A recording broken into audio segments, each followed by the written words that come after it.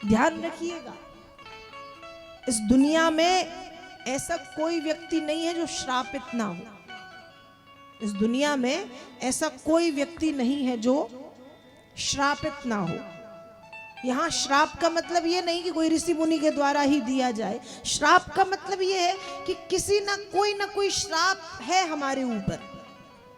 किसी की संतान नहीं है, किसी की संतान है तो पुत्र नहीं है, किसी का पुत्र है तो पुत्री नहीं है, किसी के पास धन है तो सुख नहीं है, किसी के पास सुख है तो धन नहीं है, किसी के पास शांति है तो सम्मान नहीं है। ये वाला श्राप। तो हर कोई इस दुनिया में किसी न किसी श्राप से पीड़ित है। और इन सांसारिक श्रापों से और तापों से यदि हम मुक्त होना चाहते हैं, संसार के ताप और श्राप से यदि हम मुक्त होना चाहते हैं, तो हमें भी अपने मन को समय के साथ नारायण के चरणों में लगाना चाहिए। कहाँ लगाना चाहिए? भगवान के चरणों में, मतलब भजन करना चाहिए। जब व्यक्ति भजन करता है तो उसके जीवन का बड़े से बड़ा श्राप और बड़े से बड़ा ताप समाप्त हो जाते हैं और श्राप कट जाते हैं भजन करने से। आज लोग कहते हैं कि भजन करेंगे जब भजन करने की उम्र हो जाएगी। तो आप मुझे ये बताइए कि भजन करने की उम्र आपकी दृष्टि में क्या है? आपकी दृष्टि में भजन करने की उम्र क्या है? बुढ़ापा?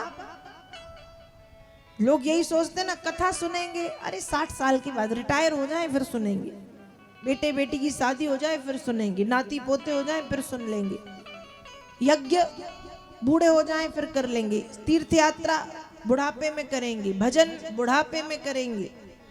आज हमने सोच लिया है, ये मानसिकता हमारी बन गई है कि जितने भी ये भजन से जुड़े हुए काम है या भगवान से जुड़े हुए काम है, इनकी उम्र है बुढ़ापा। पर ध्यान रखिएगा, मैं हमेशा अपनी कथाओं में कहती हूं कि युवावस्था, जवानी और बाल्यकाल में की गई एक माला वृद्धावस्था में की गई 100 मालाओं के बराबर है। चाहे बुढ़ापे में 100 माला फेर लो और चाहे जवानी में 1 माला फेर लो, क्योंकि भजन का समय बुढ़ापा नहीं है, भजन का समय बचपना है, भजन का समय जवानी है। बुढ़ापे में तो कोई काम रहता ही नहीं, तो भजन करना हमारे पास एक विकल्प है, और कोई विकल्प बचता ही नहीं है। हम भजन ही कर सकते हैं, भजन के अलावा कुछ नहीं हो सकता। ना काम धाम कर सकते हैं, ना आ जा सकते हैं, ना घूम फिर सकते हैं। क्या करेंगे? बड़े बड़े भजन ही करेंगे ना।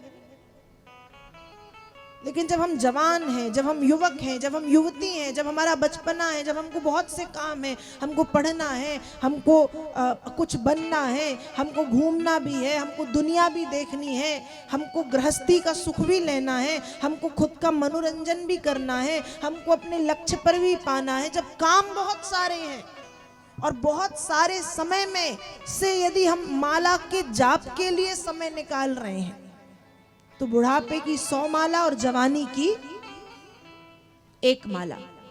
इसलिए ये कहना तो छोड़ दो कि भजन का समय बुढ़ापा है। जैसे हमको कोई मुरझाया हुआ फूल दे, मुरझाया हुआ गुलाब का फूल दे, तो हम वो स्वीकार करेंगे? हमको अच्छा लगेगा? मान लो कोई प्रेमी है, अपनी प्रेमिका को गुलाब का फूल दे मुरझाया हुआ, वो भी कहेगी जाओ, एक गुलाब का फूल तो तुम सही से दे नहीं सकते, बड़े आए प्यार करोगे, भागो यहां से। सड़ा सा गुलाब का मुरझाया सा फूल दे रहे। वैसे ही जब हमारा शरीर मुरझा गया, मतलब हम बूढ़े हो गए, और फिर हम भगवान को समर्पित करते हैं खुद को, तो भगवान भी कहते हैं निकलो तुम। जब बूढ़े हो गए, जब किसी काम के नहीं रहे, तब मेरे पास आए, तो भगवान भी कहते अब जाओ। तो भजन का जो समय है कब है? बोलो, भजन का समय कब है? बचपना। भजन का समय कब है? जवानी। ध्रुव ने भजन किया बचपने में, प्रहलाद ने, मीरा ने, नामदेव ने, तुकाराम ने, जनाबाई ने, सखूबाई ने, कर्माबाई ने, और न जाने कितने कितने भक्त हुए। कोई बूढ़ा भक्त नहीं हुआ। बाद में भजन करते करते बूढ़े हुए हैं, पर बुढ़ापे में नहीं, बचपन और बाल्यकाल से भक्ति पैदा होती।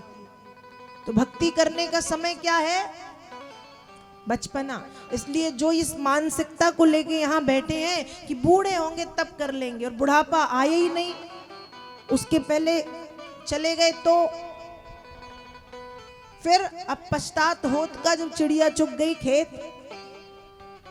इसलिए समय है तो भजन करो। 100 माला नहीं, 1 माला। 100 माला करने की जरूरत नहीं है। जिस स्थिति में हम हैं, युवावस्था बाल्यकाल में, 100 माला नहीं, मन से 1 माला बस, वो 100 माला के बराबर है बुढ़ापे की। क्यों? क्योंकि भजन करने से सुमिरत हरि श्राप गति बाधी। व्यक्ति के जीवन में किसी भी प्रकार का यदि कोई श्राप है, कोई ताप है, शारीरिक, मानसिक, कायिक, वाचिक, कोई भी, वो भगवान के सुमिरन से कट जाता है, छोटे में निकल जाता है। इसलिए भजन करना चाहिए।